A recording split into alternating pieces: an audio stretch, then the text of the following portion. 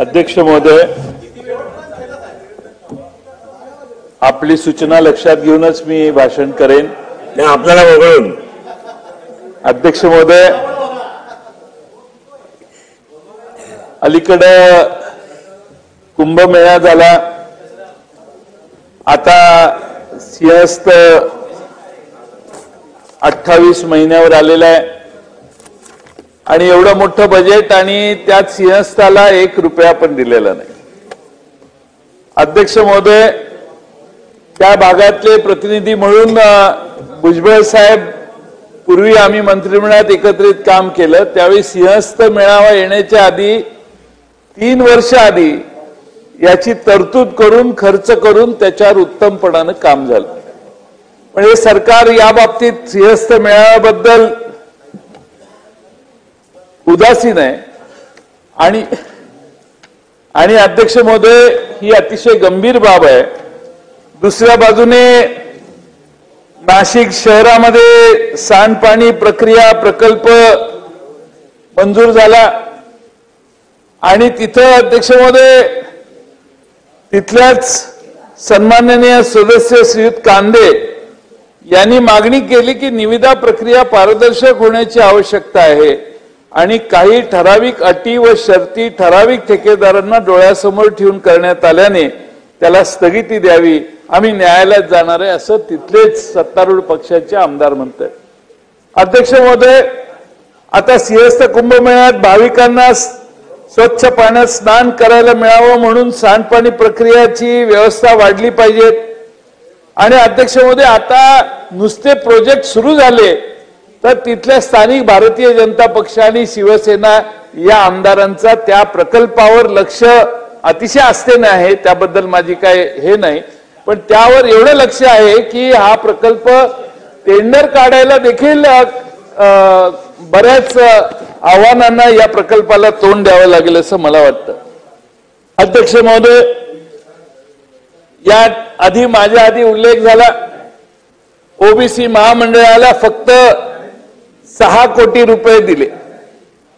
अध्यक्ष महोदय, ओबीसी महामंडळाला दुसऱ्या महामंडळांना जर दिलेले 5 कोटी रुपये तर अध्यक्ष महोदय 5 कोटी रुपयात ओबीसी महामंडळाला बोळवण करण्याचं काम ज्या सरकारनं केलं त्या सरकारला ओबीसी महाराष्ट्रातले समस्त जे ओबीसी आहेत त्यांचा दावा आहे की आम्हाला सगळ्या ओबीसींनी मतदान केलं. माझं तसं मत नाही आहे, पण अध्यक्ष महोदय ओबीसी समाजाला मतदान केलं नाही केला पुढचा भाग, पण ओबीसी समाजाला फक्त 5 कोटी रुपये देण्याचा पाप हे सरकार करतंय. ओबीसी समाजाला महाराष्ट्रातल्या लहान लहान समाजाच्या जाती छोट्या छोट्या जाती आहेत. आता एक तर आधी महामंडळ करू म्हणून सांगितलेलं होतं, ते फसवलं. त्या ओबीसी महामंडळाच्या अंतर्गत त्या जातीच्या कंपन्या करणार असं आता म्हणतायत. अध्यक्ष महोदय, ओबीसींची फसवणूक, घोर फसवणूक हे सरकार करतंय, याची चिंता देखील मी या निमित्ताने व्यक्त करतो. अध्यक्ष महोदय, दुसरा एक महत्वाचा प्रश्न आहे तो म्हणजे अध्यक्ष महोदय या ठिकाणी न्याय व्यवस्थेचा देखील विषय आहे. आणि अध्यक्ष महोदय, महाराष्ट्रामध्ये आपल्या देशामध्ये जवळपास 4.5 कोटीपेक्षा जास्त दावे प्रलंबित आहेत, पण महाराष्ट्रात अध्यक्ष महोदय आपल्या महाराष्ट्रामध्ये 55,66,921 केसेस पेंडिंग आहेत. त्यातल्या 16,86,000 सिव्हिल आणि क्रिमिनल 38,80,000. अध्यक्ष म्हणजे देशात आपला प्रत्येकात वाटा असतो, पेंडिंग केसेस मध्ये देखील महाराष्ट्राचा 12% वाटा देशातल्या सगळ्या केसेसमध्ये. अध्यक्ष महोदय, त्यासाठी सरकार काय करणार, सरकार कोणता दृष्टिकोन दाखवणार हे अध्यक्ष महोदय या ठिकाणी आपल्याला कळलं पाहिजे. आणि म्हणून अध्यक्ष महोदय बजेट किती केलं आणि ऍक्च्युअली खर्च किती केला याचं जर गणित काढलं तर अध्यक्ष महोदय बजेटेड अमाऊंटच्या 1% खर्च झालेला आहे अध्यक्ष महोदय. आणि आपल्याला माहितीसाठी सांगतो की लॉ अँड ज्युडिशरी डिपार्टमेंटला जे आपण पैसे देतो, मागच्या वेळी देखील मोठे आकडे दिले, ते खुश झाले असतील. 5,007 कोटी रुपये बजेटेड रिलीज 4588 कोटी रिलीज डिपार्टमेंटला रिलीज वगैरे झाले, पण ऍक्च्युअली खर्च मात्र अध्यक्ष महोदय धक्कादायक आकडा आहे आणि याचा अध्यक्ष महोदय हे प्रकरण फार गंभीर आहे. कायदा व सुव्यवस्था राहूच नये अशी मानसिकता ज्या सरकारची असते तो कायदा व सुव्यवस्थेची व्यवस्था सुधारण्यासाठी फारसा निधी देत नाही आणि म्हणून माझी सरकारला विनंती आहे की त्यांनी या कायदा व सुव्यवस्थेच्या व्यवस्थेकडे गांभीर्याने बघितलं पाहिजे. अध्यक्ष महोदय, नेहमी आम्ही मागणी करतो की आम्हाला अध्यक्ष महोदय कोल्हापूरला खंडपीठ द्यावं म्हणून. खंडपीठ द्यावं म्हणजे मुंबई हायकोर्टामध्ये अध्यक्ष महोदय इतक्या लाख केसेस जर पेंडिंग असतील तर अध्यक्ष महोदय या निमित्ताने हे महाराष्ट्रातलं जे मुंबईचं हायकोर्ट आहे, मुंबई हायकोर्टात केसेस फार पेंडिंग आहेत. 18 लाख केसेस मुंबई हायकोर्टात पेंडिंग आहेत. त्या 18 लाख केसेस पैकी अध्यक्ष महोदय माझी विनंती आहे, जर कोल्हापूरला सर्किट बेंच किंवा खंडपीठ जर काढलं तर या 18 लाख केसेस मधले 8 लाख केसेस डायव्हर्ट होऊ शकतात आणि म्हणून पुन्हा एकदा सरकारने कायदा व सुव्यवस्था जर वाढवायची असेल तर कोल्हापूरचा सर्किट बेंच, कोल्हापूरचं खंडपीठ याला लवकरात लवकर मंजुरी आणण्याचं काम सरकारने करावं एवढी माझी विनंती आहे. अध्यक्ष महोदय, मी सार्वजनिक बांधकाम विभागाकडे या ठिकाणी वळतो. आता अध्यक्ष महोदय, आपणही विरोधी पक्षात काम केलेलं आहे. तुम्ही ज्यावेळी गाऱ्हाणं मांडता त्यावेळी त्या खात्याचे मंत्री बसले पाहिजेत की नाही. आता एकटे साहेब सामाजिक न्यायाचे आहेत म्हणून मी ओबीसीचे म्हणून मी ओबीसीची व्यथा मांडली. बाकी बांधकाम खात्याचे मंत्री नाही आहेत. कुठे आहेत? राज्यमंत्री आहेत. बांधकाम आपल्याकडे आहे. जयंत्रांचं लक्षात राहत नाही आजकाल. नाही, ते अशा ठिकाणी जाऊन बसलेले आहेत की ती मंत्र्यांची जी रेषा आहे त्याच्या पलीकडे जाऊन बसलेले आहेत. पण हरकत नाही, ते आहेत. नगर विकास विभागावर बोलायचं आले बांधकाम मंत्री. माझा आवाज ऐकून लगेच त्यांचं स्वागत करतो. तुमचं त्यांचं आणि अध्यक्ष महोदय, नगर विकास विभागाचे मंत्री कुठे आहेत?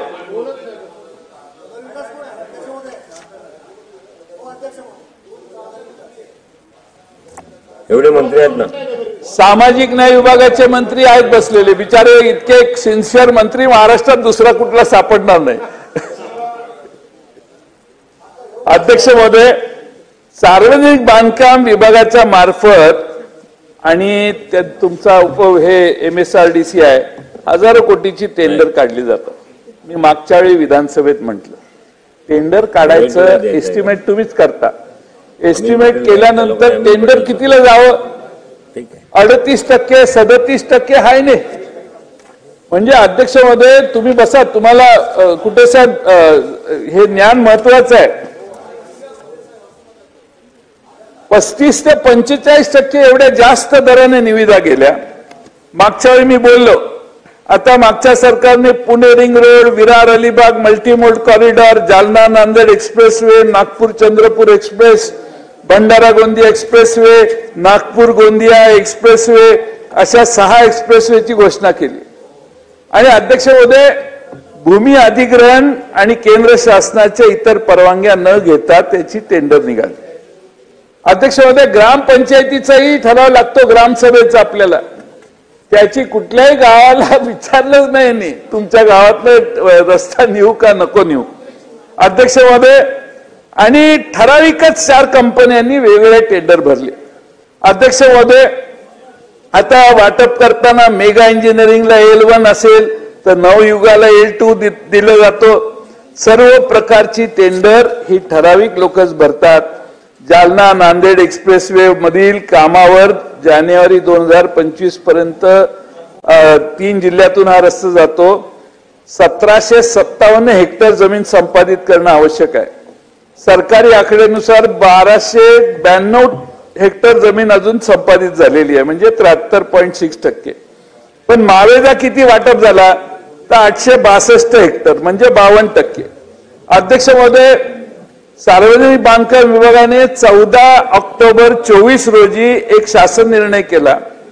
जालना ते नांदेड या मार्गासाठी निविदा स्वीकृत देण्यासाठी 70% भूसंपादन असावं असं नमूद केलंय त्यात. पण अध्यक्ष महोदय, 52% मावेजा वाटप झाला, मावेजा दिल्याशिवाय ते पूर्ण धरत नाहीत. 52%वरच यांनी कामाला सुरुवात केली, निविदांना स्वीकृती देण्यात आली. एवढी काय घाई झालेली होती?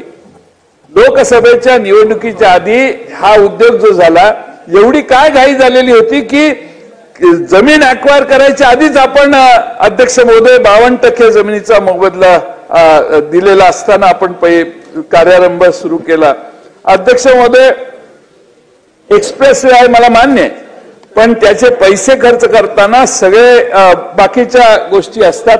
अध्यक्ष महोदय, दुसरा एक महत्वाचा यांचं वैशिष्ट्य असं आहे की या सगळ्या कंपन्यांनी सगळ्या म्हणजे काही कंपन्यांनी शासनाची रॉयल्टी बुडवून मोठ्या प्रमाणात गौण खनिजाचं उत्खनन केलेलं आहे. माझ्याकडे पुरावे आहेत. या शासनाच्या महसूल बुडवणाऱ्या कंपन्यांच्यावर कारवाई केली जावी. अध्यक्ष महोदय, मी एक तक्रार झालेली होती सातारा जिल्ह्यात. कलेक्टरने तपासायला व्यवस्था केली, तपासणी झाली, तहसीलदाराने दंड केला होता 105 कोटी रुपये. दुसऱ्या तहसीलदार त्याच्यावरच्या याने तो रद्द केला म्हणून तक्रार झाली. सातारा जिल्हाधिकाऱ्यांनी तपासलं, त्यांनी मला सांगितलं दूरध्वनीवर की बरोबर आहे तुमचं, त्याच्याला मी योग्य ती कारवाई करू. त्यानंतर सातारा जिल्ह्याचे अधिकारी बदलले, दुसरे आले. आता त्या प्लॉटच्या ऐवजी दुसऱ्या प्लॉटवर आम्ही उत्खनन केलेलं होतं, त्यात आम्ही केलंच नाही असं आता रेकॉर्ड केलेलं आहे. म्हणून त्याचा कुठलाही दंड लावायचा प्रश्न नाही. म्हणजे एवढा फ्रॉडपणा यापूर्वी महाराष्ट्राने कधी अनुभवलेला नाही. का पुरावे आहेत मी तुम्हाला सांगतो. आणि साताऱ्यात जी व्यवस्था झालेली अध्यक्ष महोदय, जे उत्खनन केलं ते प्लॉट तिथं आहेत, मग ते उत्खनन कोणी केलं हे बघायची देखील काळजी हे महसूल विभागाची व्यवस्था करत नाही. आणि म्हणून अध्यक्ष महोदय, मी उदाहरण देतो अध्यक्ष महोदय की किती आपण या ठिकाणी कर्ज उभारून हे रस्ते करतोय, पण अध्यक्ष महोदय किती कॉन्ट्रॅक्टरांचं उखळ पांढर करायचं. मी एक उदाहरण देतो. नॅशनल ऑथॉरिटी ऑफ इंडियाने छत्रपती संभाजीनगर मध्ये सावताडा ते शिवपूर नॅशनल हायवे क्रमांक 561 मधील रस्त्याचे चौपदरीकरणाचे काम ईपीसी टेंडर नुकतेच काढले होते. टेंडर कॉस्ट 244 कोटी होती. बीआरएन इन्फ्रास्ट्रक्चरला ते फक्त 138 कोटीने म्हणजे 43% बिलोने केंद्र सरकारचं काम देण्यात आलं. तसंच वाटूर ते जिंतूर रोड नॅशनल हायवे 752 क्रमांक 181चं टेंडर 115 कोटीला म्हणजे 36% कमी दराने केलं. माझ्याकडे पेठ नाका टू सांगली रस्ता आहे, 46% बिलो रेटने केलं आणि आज तो रस्ता दुसऱ्या कुठल्याही रस्त्यापेक्षा उत्तम झालेला आहे. आणि त्यामुळे अध्यक्ष महोदय, आपण पेठ सांगत या ठिकाणी मी हे यासाठी सांगतोय की एमएसआरडी कॉन्ट्रॅक्ट जर 35 आणि 40% टेंडर एस्टिमेट कोण केलं? यांनीच केलं, आम्ही नाही केलेलं. त्यांनी एस्टिमेट केलं, टेंडर काढलं आणि टेंडरच्या वर 37% आहे, 35% आहे. आणि नितीन गडकरी बिचारे तिथं 43% मायनसने टेंडर देऊन बसलेत, मोकळे झाले. त्यांनाही दुःख वाटलं एखाद्या वेळी हे बघून, हे कारभार बघून. 30% मायनस, 35% मायनस. आणि दुसऱ्या बाजूने 30 आणि 35% 70% फरक साहेब एखाद्या आणि कम्पेअर केलेत मी, माझ्याकडे दोघांचं कंपॅरिझन आहे, काही फारसा फरक नाही कुठल्याही स्पेसिफिकेशन मध्ये. आणि म्हणून अध्यक्ष महोदय, रस्ते काढायचा आग्रह का आहे? रस्ते झाले पाहिजेत. लोकांनी किती आंदोलन केलं तर काय त्याचं मूळ ह्याच्यात आहे का याचा विचार करणं अध्यक्ष महोदय आवश्यक आहे. अध्यक्ष महोदय, या ठिकाणी जालना नांदेड एक्सप्रेसवे मधील पॅकेज 1चं 1949 कोटीचं काम ऍपको इन्फ्रास्ट्रक्चरला 2649 कोटीनं दिलं, म्हणजे 35.87% जास्त केलं. पॅकेज 2चं काम 1870 ऍपको याच कंपनीला 2522 रुपयाने 2522 कोटीने म्हणजे 34.86% जास्त. अध्यक्ष महोदय, नॅशनल हायवे जे काम करतं आणि महाराष्ट्रात काम जे केलं जातं अध्यक्ष महोदय 90 ते 95% स्पेसिफिकेशन सेम आहेत. आणि अध्यक्ष महोदय, हे धक्कादायक आहे, हे अध्यक्ष महोदय या ठिकाणी सांगणं गरजेचं आहे. आज अध्यक्ष महोदय एक रस्ते विकास महामंडळात एक चीफ फायनान्स ऑफिसर आहेत मच्छा नावाचे. तुम्ही तुमचं ते खातं नसलं तरी तुम्ही चौकशी करा. हा मच्छा तिथं किती वर्ष बसलेला आहे, रिटायर होऊन तिथेच आहे. मच्छा चीफ फायनान्स ऑफिसर आहे. हा म्हणजे एक कनिष्ठ अधिकारी, त्याचं ते डेझिग्नेशनही नाहीये, तो खालच्या दर्जात खालच्या पदावरचा अधिकारी आहे. त्याला अतिरिक्त कार्यभार देऊन कारभार हाकला जातोय अनेक वर्ष. आणि कनिष्ठ अधिकारी असताना अध्यक्ष महोदय त्याला एवढी कामाची जबाबदारी देणं हे त्याच्यावरही अन्यायकारक आहे. तर त्याचं जरा काहीतरी विचार सरकारने केला तर जरा बरं होईल. आणि तुम्ही PWDचे मंत्री असल्यामुळं तुमच्या खात्यात जे जे होतं ते उपांग आहे, ते जे आहे ना ते उपांग आहे, तुमच्या अंडरच आहे. त्यामुळे तुम्ही ठामपणाने याच्यावर निर्णय घ्याल अशी अपेक्षा आहे. आमच्याकडे अध्यक्ष महोदय विटा शहरातून जाणारा गुहागर विजापूर हा राष्ट्रीय महामार्ग पूर्ण होऊन वाहतूक सुरू झालेली आहे. पण विटा खानापूर या शहराला वळण रस्ते बनवलेले नाहीत आणि त्यासाठी मंत्री महोदयांनी, कारण बऱ्याच वाहतूक कोंडीला लोकांना पुढे जावं लागतंय, त्यासाठी आपण लक्ष घालावं. नगर विकास खात्याचे मंत्री येतील म्हणून हा कागद मी मागे ठेवला होता, पण ते काय येण्याचा पत्ता दिसत नाही. म्हणून मी माझं मत या ठिकाणी व्यक्त करतो. अध्यक्ष महोदय, सांगली मिरज महानगरपालिका, सांगली मिरज कुपवाड महानगरपालिका या ठिकाणी अध्यक्ष महोदय 2011ला भुयारी गटाराचं काम मंजूर झालं. त्याचा कार्यारंभ आदेश 2013ला त्यावेळी दिला. कामाची मुदत फक्त 2 वर्ष होती. आज 12 वर्ष झाली तरी काम पूर्ण नाही झाले. आणि 82% काम सांगलीमधलं पूर्ण झालंय, तर मिरज भागातील 70% काम पूर्ण झालेलं आहे. नाईक साहेब, माझ्या भाषणाकडे तुम्ही लक्षात घ्या, म्हणजे तुमच्या मनावर परिणाम होईल हे सगळं ऐकल्यावर. नव्या मुंबईत हे सगळं तुम्ही कराल म्हणून तुम्ही ऐकत नाही मला माहिती आहे, पण तरी ऐका.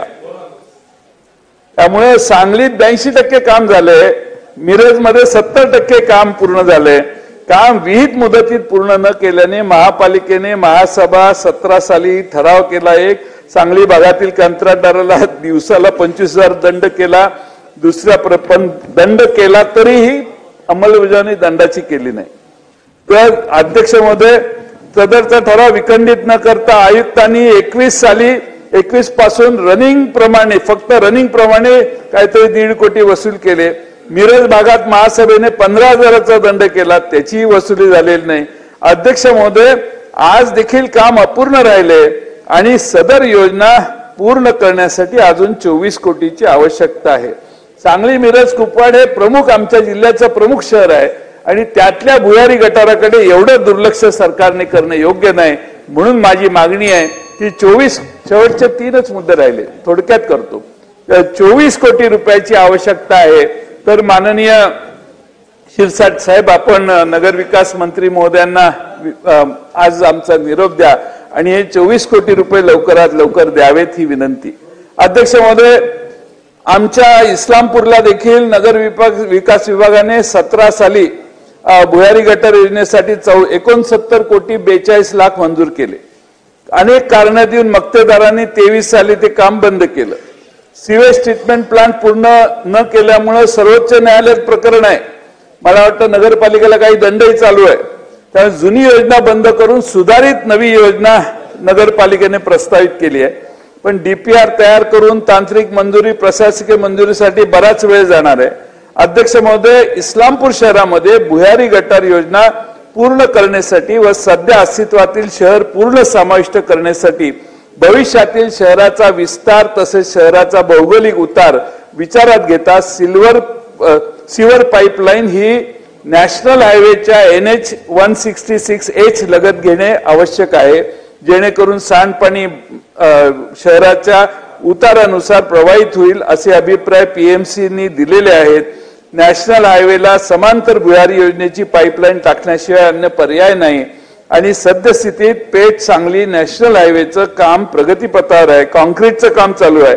हे काम चालू असतानाच इस्लामपूर नगर परिषद हद्दीत नॅशनल हायवेला समांतर भुयारी योजनेचे पाईपलाईनचे काम करणे आवश्यक आहे. सदरचे हायवेचे काम पूर्ण झाल्यानंतर नगर परिषदेस हायवेला समांतर भुयारी योजनेचे पाईपलाईन करण्यासाठी जागाच राहणार नाही यापूर्वी पूर्ण झालेले इतर नेटवर्किंगचे काम वाया जाईल आणि आर्थिक नुकसान होईल. म्हणून मी माननीय एकनाथ शिंदे साहेबांना यापूर्वी 2दा पत्र दिलेली आहेत. इस्लामपूर नगरपालिकेला 6-7 कोटी रुपयाची तातडीने गरज आहे. हे काम करण्यासाठी ते निधी त्यांनी द्यावा अशी त्यांना माझी विनंती आहे. अध्यक्ष महोदय, या ठिकाणी महाराष्ट्र शासनाने तृतीयपंथी कल्याणकारी मंडळाची स्थापना 2020 साली केली. 23-24ला 20 कोटीची तरतूद केलेली, पण स्थानिक पातळीवर अंमलबजावणी झाली नाही. अध्यक्ष महोदय, पोलीस भरतीतही त्या सर्वांनी सहभाग घेतलेला, पण पोलीस भरतीतही त्यांना काम मिळालं नाही. खासगी रोजगार त्यांना मिळत नाही.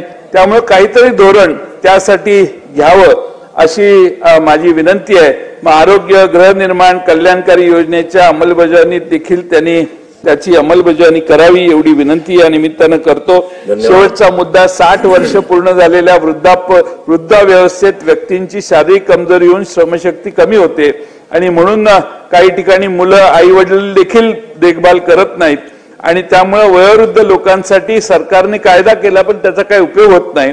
आणि म्हणून ज्या पुरुष व महिला व्यक्तींना वयाची 60 वर्ष पूर्ण झाले आहेत अशा नागरिकांना देखील वृद्धावस्था मुलं सांभाळतात की नाही याची खातरजमा करा आणि पेन्शन म्हणून काही रक्कम सबस्टॅन्शियल देण्याचं काम करावं अशी विनंती करतो. आधी शेवटचा शेवटचा हा फार किरकोळ मुद्दा आहे, आपण ऐकला तर बरं होईल. महाराष्ट्रातल्या ठेकेदारांची देयकं न मिळाल्याबाबत व त्यामुळे होणाऱ्या अडचणीबाबत एक निवेदन माझ्याकडे आलेलं आहे. त्यामुळं Maharashtra state hot mix road contractor association वगैरे अशा संस्था आहेत. अध्यक्ष महोदय, कॉन्ट्रॅक्टरांच्या आत्महत्या होण्याची शक्यता आहे. त्यामुळे शिवेंद्र बाबा सन्माननीय मंत्री महोदय यांनी अर्थमंत्र्यांशी भांडून काही झालं तरी महाराष्ट्रातल्या पेंडिंग असणाऱ्या सगळ्या बिलांची पेमेंट करा, नाहीतर सुशिक्षित बेकार तरुणांच्यावर वेगळे वातावरण तयार होईल. आणि तुम्ही आता छत्रपती शिवाजी महाराजांच्या सातारच्या गादीचे वारसदार आहात असं आम्ही समजतो. त्यामुळे छत्रपती शिवाजी महाराजांच्या विचाराने हा निर्णय करत असताना नाही संपत आलं. शेवटचाच मुद्दा आहे साहेब. माझी विनंती आहे की आपण या ठिकाणी करावं आणि शेवटचा मुद्दा त्यांचा विषय निघाला. अर्थमंत्र्यांची भांडायची सल्ला देऊ नका. नाही, मी मागे भांडू नका, गोळ बोला. मी सन्माननीय ज्येष्ठ सदस्य जयंतराव पाटील, आम्ही समजतो नाही ते वारसदार आहेतच, ही फक्त सुधारणा आहे. उदयनराजे चिडू नयेत माझ्यावर म्हणून मी जास्त बोललो नाही, पण आमच्यासाठी तेच आहेत. बस जाऊ दे, तो भाग नाही. आता त्यांच्या पूर्वजाचं एक काम नाही सर सांगतो. छत्रपती छत्रपती शहाजी राजेंचे शिमोग्याहून 1 तासावर होजीगिरी इथं जिल्हा दावणगिरी इथं 23 जानेवारी 1664 साली घोड्यावरून पडून त्यांचा मृत्यू झाला. त्या ठिकाणी अतिशय साधी समाधी आहे. माझी सरकारला विनंती आहे की छत्रपती शहाजी राजे छत्रपती शिवाजी महाराजांचे वडील यांची शिमोग्याच्या जवळ जी होजीगिरी दावणगिरीचा जिल्ह्यातलं जागा आहे त्या ठिकाणी सरकारने बाकीचं काही करा, पण ही छत्रपती शहाजी राजांची जी शौर्यत्व होतं शहाजी राजांचं ते सांगून मी वेळ देणार नाहीत वेळ म्हणून मी जास्त बोलत नाही. पण या समाधीसाठी देखील आपण बांधकाम मंत्री म्हणून लक्ष घाला आणि हा एक अतिशय चांगली समाधी त्या ठिकाणी बांधला. धन्यवाद. धन्यवाद. धन्यवाद. अशाच नवनवीन अपडेट्ससाठी डिजिटल कोल्हापूर चॅनेलला सबस्क्राईब करायला विसरू नका. आमच्या फेसबुक, इन्स्टालाही नक्की फॉलो करा.